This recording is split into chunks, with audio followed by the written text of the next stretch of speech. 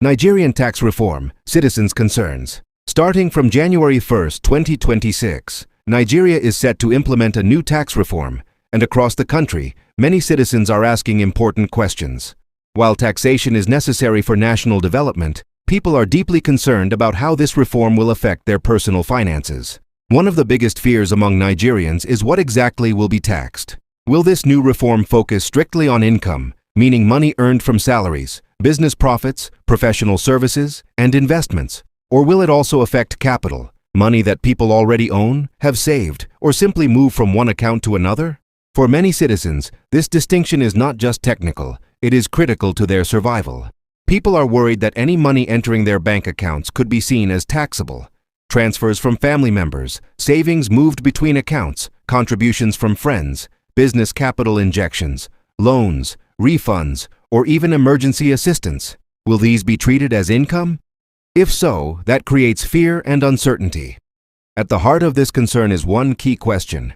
How will the government differentiate between income and capital? Income is money earned, wages, profits, commissions, or returns from business and labor.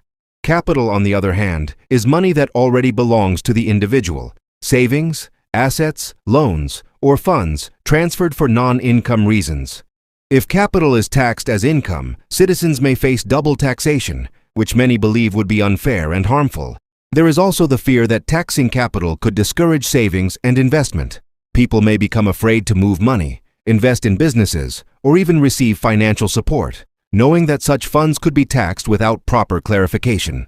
This could slow economic activity and reduce trust in the financial system. Citizens are therefore asking the government to be clear and transparent. They want to know, will taxation be strictly tied to verifiable income? Will there be systems in place to identify the source of funds?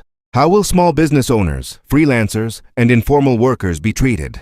And what protections will exist to prevent innocent citizens from being unfairly taxed? Another major challenge is implementation. Nigeria's economy includes a large informal sector where income tracking is already complex. Without proper systems, clear guidelines, and public education, the reform could create confusion, fear, and resistance instead of compliance. For the tax reform to succeed, citizens believe the government must prioritize fairness, clarity, and communication. Clear definitions of taxable income, exemptions for capital, transparent reporting processes, and accessible complaint mechanisms will be essential. People need assurance that the reform is designed to support national growth, not punish ordinary citizens. In conclusion, Nigerians are not rejecting taxation itself. What they are asking for is justice, clarity, and trust.